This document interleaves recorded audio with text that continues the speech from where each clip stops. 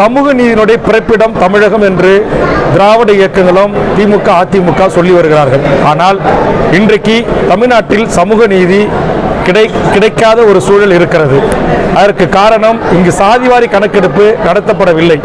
ஆதலால் உண்மையான சமூக நீதி அனைத்து மக்களுக்கும் கிடைக்க வேண்டும் என்று சொன்னால் சாதிவாரி கணக்கெடுப்பு நடத்தி அந்தந்த சமூகங்களின் எண்ணிக்கைக்கு ஏற்றவாறு கல்வி வேலைவாய்ப்பு உரிமை வழங்கப்பட்டால்தான் அது உண்மையான சமூக நீதி. உதாரணத்துக்கு பீகாரில் நடத்தப்பட்டு அது வழங்குவதற்கு தொடங்கியிருக்காங்க. இப்ப கேரளா, ஆந்திரா, கர்நாடகா போன்ற பகுதிகளில் சாதிவாரி கணக்கெடுப்பு நடத்த உத்தரவிடப்பட்டிருக்கிறது. சமூக நீதி வழி வந்த திராவிட முன்னேற்ற கழக அரசு ஏன் சாதிவாரி கணக்கெடுப்பு நடத்த தயங்குகிறது? அல்லது சட்டமன்றத்திலும் மாநாடுகளிலும் பொதுக்கூட்டங்களிலும் மாண்புமிகு தமிழக முதலமைச்சருக்கு நான் பலமுறை வேண்டுகோள் வைத்தோம். ஏன் சாதிவாரி கணக்கெடுப்பு நடத்த அறிவிக்க தயங்குகிறார்?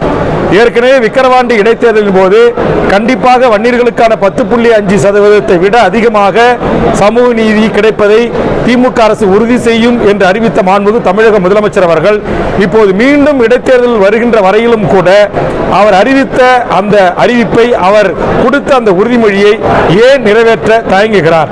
மாண்புமிகு முதலமைச்சர் அவர்களை சாதிவாரி கணக்கெடுப்பு எடுக்க உத்தரவிடாமல் தடுக்கிற அந்த சக்திகள் எது என்ற கேள்வியை பொதுமக்கள் எழுப்புகிறார்கள், சமூக நீதி அமைப்பினர் எழுப்புகிறார்கள். ஆதலால் மாண்புமிகு முதலமைச்சர் அவர்கள் இதற்கு இடம் தராமல் உடனடியாக இந்த நடப்பு சட்டமன்ற கூட்டத்தொடரின் போது காவல்துறைக்கான மானிய கோரிக்கையின் பதிலுரை அளிக்கும் போது மாண்புமிகு தமிழக முதலமைச்சர் அவர்கள் இந்த சாதிவாரி கணக்கெடுப்பு நடத்துவதற்கான அறிவிப்பினை உடனடியாக வெளியிட வேண்டும் என்கிற வேண்டுகோளை தமிழக வாழ்வுரிமை கட்சி இந்த நேரத்திலே முன்வைக்கிறது. இரண்டாவது, இந்த பேருந்துக்கு ஓட்டுநர் நடத்துவர் எடுக்கிறாங்க, அதுல ஒப்பந்த அடிப்படையில் எடுக்கப்படும் என்று அறிவிக்கிறாங்க. அப்படி ஒப்பந்த அடிப்படையில் எடுத்தாக்கா அதுல சமூக நீதி பின்பற்றப்படாது. அதனால சமூக நீதி மிகப்பெரிய கேள்விக்குறியாகும். அதனால் சமூக நீதி பின்பற்றப்பட வேண்டும் என்று சொன்னால் முறையாக நிரந்தர வேலைக்கு சமூக நீதி அடிப்படையிலே மாவட்ட வேலைவாய்ப்பு அலுவலகங்களிலே ஓட்டுநர் நடத்துனருக்கு பதிவு செய்திருக்கிறவர்களை சீனியாரிட்டி அடிப்படையிலே தான் அந்த பதவிகள் நிரப்பப்பட வேண்டும் என்று தமிழக அரசுக்கு தமிழக வாழ்வுரிமை கட்சி தனது கோரிக்கையை இந்த நேரத்தில் முன்வைக்கிறது. அதே மாதிரி பரந்தூர் மக்கள் நாங்கள் தமிழ்நாட்டை விட்டு வெளியேறி ஆந்திராவில் குடிபுகுவோம் என்று சொல்வது இந்திய ஜனநாயகத்திற்கு மிகப்பெரிய அவமானம். ஒன்றிய அரசு அந்த மக்களின் கோரிக்கையை ஏற்றுக்கொண்டு ஒன்றிய அரசால் கொண்டு வர இருக்கிற அந்த விமான போக்குவரத்து துறை, அந்த பரந்தூர் விமான நிலையம் தொடங்குவதை கைவிட வேண்டும். ஒன்றிய அரசுக்கு நிலத்தை கையகப்படுத்துவதற்கான முயற்சியிலே இறங்கியிருக்கிற தமிழக அரசு பரந்தூர் விமான நிலையத்துக்கு நிலத்தை கையகப்படுகிற அந்த திட்டத்தை திரும்ப பெற வேண்டும் என்று தமிழக வாழ்வுரிமை கட்சி எனது கோரிக்கையாக நம்முடைய மாண்புமிகு முதலமைச்சர் அவர்களுக்கு நான் இந்த நேரத்திலே முன்வைக்கிறேன். அதுபோன்று தொடர்ந்து நான் வலியுறுத்தி வருகின்ற தமிழ்நாட்டில் இருக்கிற அரசு பதவிகள், ஒன்றிய அரசு பதவிகளில் 90%, மாநில அரசு பதவிகளிலே 100% இந்த மண்ணின் மக்களாக இருக்கிற தமிழ்நாட்டில் வாழ்கின்ற, தமிழ்நாட்டை தாயகமாக கொண்ட தமிழ் மக்களுக்கு இந்த வேலை கிடைப்பதை உறுதி செய்ய வேண்டும் என்கிற வேண்டுகோளை ஒன்றிய அரசுக்கும் மாண்புமிகு தமிழக முதலமைச்சருக்கும் நான் இந்த நேரத்தில் முன்வைக்கிறேன்.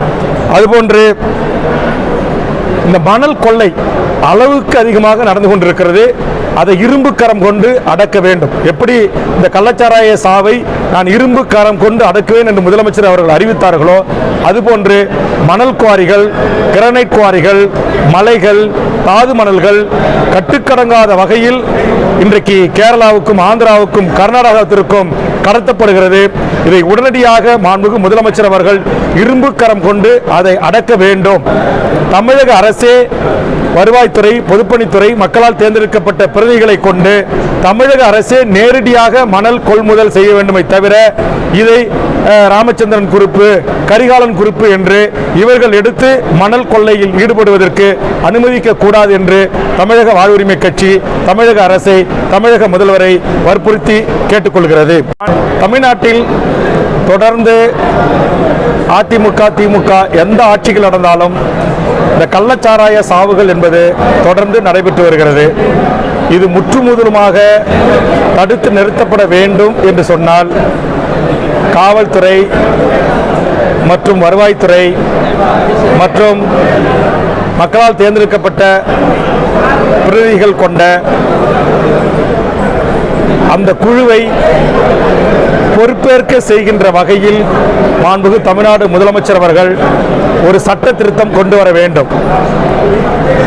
ஒரு கிராமத்தில் இது போன்ற சாவுகள் நடைபெறுகிறது என்று சொன்னால் அந்த மக்களால் தேர்ந்தெடுக்கப்பட்ட மக்கள் பிரதிநிதிகள், அது இந்த வார்டு உறுப்பினர் என்று சொல்வார்கள் அல்லவா, அதிலிருந்து இந்த நாட்டுடைய உச்சபட்ச பதிவு என்று சொல்லக்கூடிய எம்பி வரையில், அதாவது வார்டு நம்பர், துணைத் தலைவர், தலைவர், அதுபோன்று எம்எல்ஏ, எம்பி, அந்த மாவட்டத்தினுடைய அமைச்சர் அல்லது பொறுப்பு அமைச்சர், இவர்கள் அனைவருமே இதற்கு பொறுப்பேற்க வேண்டும். இனி ஒரு சாவுகள் நடந்தால் இவர்கள் அனைவருமே அரசுக்கு பதில் சொல்ல வேண்டும் என்கிற வகையில் ஒரு சட்ட திருத்தத்தை கொண்டு வந்து தமிழ்நாடு அரசு ஒரு கடுமையான நடவடிக்கை மேற்கொண்டால்தான் இதற்கு ஒரு தீர்வு கிடைக்கும். அதே போன்று வருவாய்த்துறை, மாவட்ட ஆட்சித்தலைவரின் கீழ் இயங்குகின்ற ஏனைய துறைகளையும் இதற்கு பொறுப்பாற்க வேண்டும். குறிப்பாக இந்த தனியார் தொழிற்சாலைகளிலிருந்து இந்த மெத்தனாலை விநியோகம் செய்கின்ற அதிகாரம் இந்த கூடுதல் ஆட்சித்தலைவர்களாக, கோட்டாட்சியராக இருப்பவர்களுக்குத்தான் இருக்கிறது. ஆதலால் இதிலே ஏனைய துறைகளையும் உள்ளே கொண்டு வந்து இனி இது போன்ற ஒரு பகுதியில் சம்பவம் நடந்தால் அந்த சம்பவத்தில் நான் சொன்ன அனைவரையும் பொறுப்பேற்கக்கூடிய வகையில் சட்டங்கள் இருந்தால்தான் அனைவரும் பயந்து கொண்டு, யாரோ ஒருத்தர் எங்கேயோ குடிச்சிட்டு செத்தா எம்எல்ஏ நம்ம மீது வழக்கு வரும், பஞ்சாயத்து தலைவர் நம்ம மீது வழக்கு வரும், தாசில்தார் நம்ம மீது வழக்கு வரும், கிராம நிர்வாக அலுவலர் நம்ம மீது வழக்கு வரும்னு சொல்லி ஒருவருக்கொருவர் அதை கண்காணித்து சம்பந்தப்பட்ட அதை ஒழிப்பதற்கான அரசு அதிகார வர்க்கத்திடம் முறையாக சொல்லி அதை தடுத்து நிறுத்துவார்கள். இல்லை ஒரு சம்பவம் நடக்கின்ற போது ஒரு எஸ்பி சஸ்பெண்ட் பண்ணுறது, ஒரு இன்ஸ்பெக்டர் சஸ்பெண்ட் பண்ணுறது, இதோடு நிறுத்தி கொண்டால் இது தொடரத்தான் செய்யும். அதற்காகத்தான் நேற்று தினம் நான் சட்டமன்றத்தில் இந்த கருத்தை வலியுறுத்தியிருக்கிறேன். மாண்புமிகு தமிழக முதலமைச்சர் அவர்கள் இதில் அமைச்சர் வரையிலான மக்களால் தேர்ந்தெடுக்கப்பட்ட அனைவரையும் இதில் பொறுப்பேற்கக்கூடிய ஒரு சட்டத்தையே முறையாக நடைமுறைப்படுத்தினால்தான் இந்த கள்ளச்சாராய சாவுகளை நாம் தமிழ்நாட்டில் தடுத்து நிறுத்த முடியும் என்று தமிழக வாழ்வுரிமை கட்சி கருதுகிறது.